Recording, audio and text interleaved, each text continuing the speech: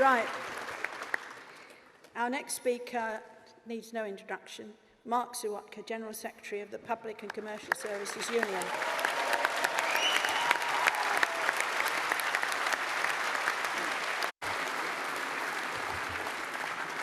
Well, thanks very much, Dot. And can I just say how brilliant it is that we've had the National Union of Students come today. And I say that because we shouldn't remember it was the students who kicked off the real opposition to what's going on with their campaigns against tuition fees. And it's a very good example about how our strategy to win has to be to unite as many people as possible. Pensioners, students, public sector workers, private sector workers, people on welfare, disability activists, all of them uniting to say austerity is not working. It attacks those with the least for the folly of those with the most, and the more we stand together, the better chance we've got. And in that sense, I want to start with Francis Maude. Now, Francis Maude is the Cabinet Office Minister. Some of us know him as the Minister for Chaos. The man who told people to store petrol in their garages. The man who, whenever the strike, whenever the occasion, says only 100,000 are out the night before. The man who's refused to negotiate properly at any stage has told the media today, our strike is futile, they are not going to talk to us, and that we should just accept it. Now, I think we need to remind ourselves that this is the same Francis Maude who in December said there was only one union in Britain who opposed his pension reforms, and that was the PCS. Well, as we stand here today, that lie has been exposed. The majority of trade union members in health, in education, and the civil service have all rejected these unacceptable pension cuts, and our job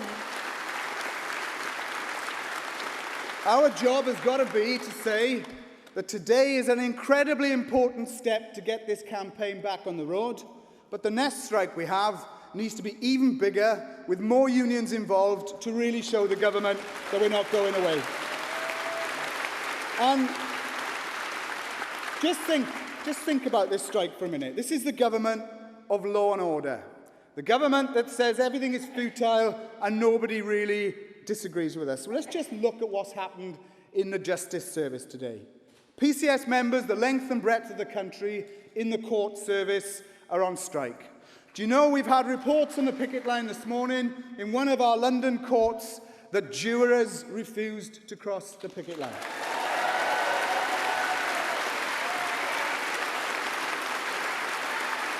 Now, when you've got jurors not crossing picket lines, you know that we are on to a winner. Then we've got the police, 28,000 of them marching outside against the government of law and order.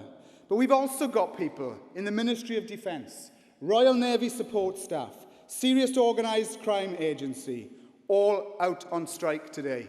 And let's give a special mention, not just to the PCS members in the prisons, but those brave men and women in the POA who have illegally taken strike action today to tell the government they're not accepting it. Now, just add into that brilliant support from PCS members across the road in the Houses of Parliament, the mother of democracy, workers on strike, the Welsh Assembly, the Scottish Parliament. Every Labour and Plaid Cymru Assembly member in Wales refused to cross the picket line, and all business has been cancelled in the Welsh Assembly. Now then, just for good measure, throw in the staff at our borders. You know, the border staff who are being cut to the bone, and then the government is surprised that there's queues at the airports. And what does Ian Duncan Smith tell the nation last week on Question Time? They were caught on the hop because the aeroplanes landed at the same time. Now, these people are running the country, for God's sake. Job centres, cutting staff when unemployment's rising, superb support. Tax offices, the heart of government, members in the Cabinet Office, the Treasury, headquarters of education, health, right across, have taken strike action today. Our members in the Culture Service, very difficult terms and conditions, often experiencing bullying management, are out on strike. And in colleges, in universities, In the health service, people have said no. Now, Francis Maud may call that futile. I say it is inspiring, and it tells us the way that we're going to win is to do more of it with more unions if the government don't get around the negotiating table. And the reason we've got to say to ourselves is, why are we in this situation?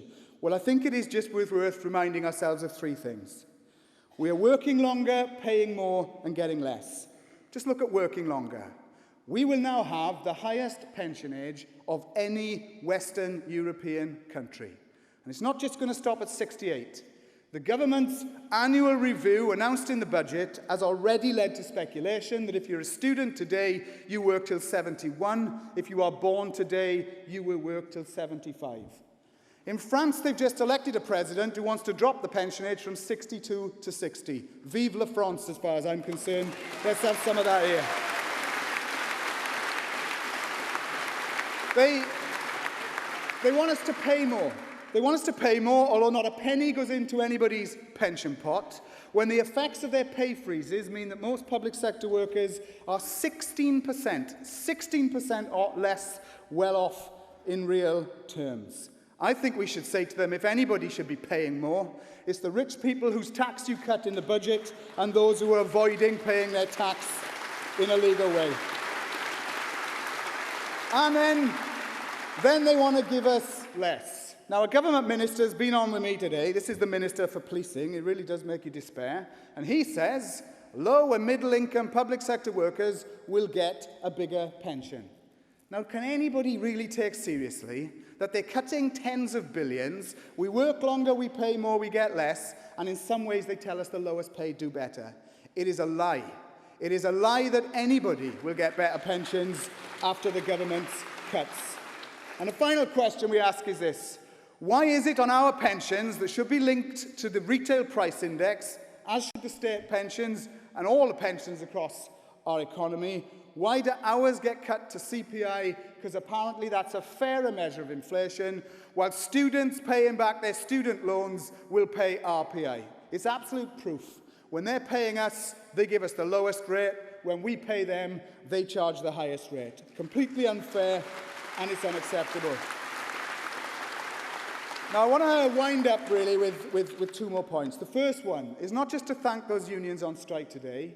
I particularly want to say, in terms of my own union, the PCS, how proud I am, given everything we have faced, given the numerous strikes that we've had to call over the last 10 years, that you have responded so brilliantly to this latest call for action, and we should be proud of what you have done.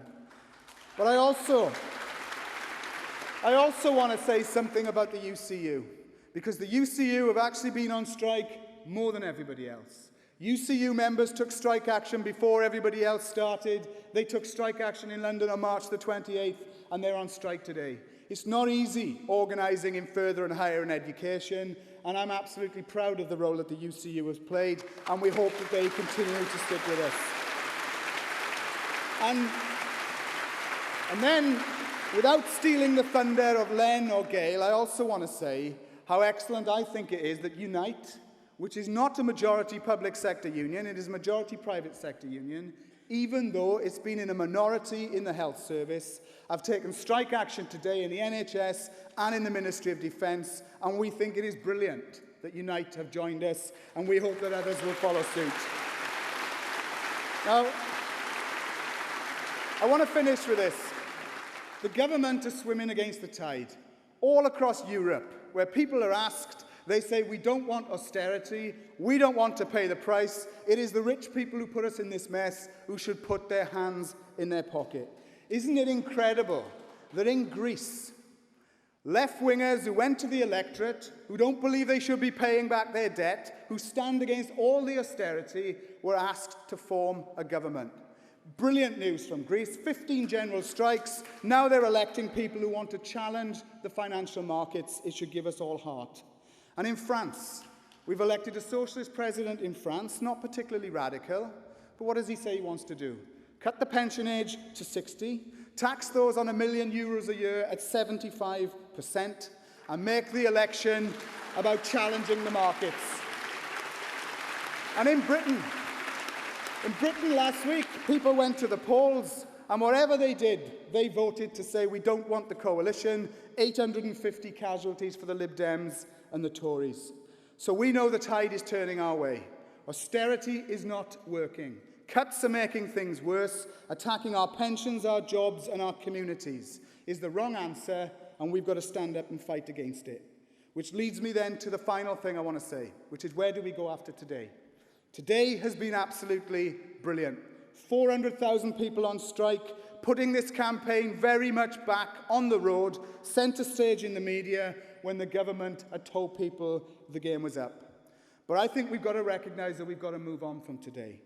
That means that, in my view, and I will argue next week at the TUC, that the time has come again for the TUC, representing the majority of trade unionists in the public sector, to demand the government reopen talks on public sector pensions and tell them if they don't that there will be more campaigning. And it also means, and this is the hard part, that we've got to be committed to take more action. Now, the PCS executive has already decided that we believe there should be a further national strike in June. We have also agreed that there should be strikes across PCS on other issues relating to cuts in pay, and I want to pay first up tribute to our members in the Department for Transport who will be taking strike action in the near future. That's being followed by ballots in tax offices, the courts, Department of Work and Pensions and the Home Office.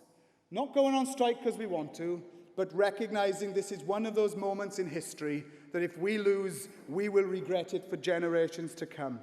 And therefore my plea is this: if there's going to be further action in the next month, think what a blow it would be to the government if there's more unions than today, more public sector workers today, showing them that they better talk to us or we will do more of it.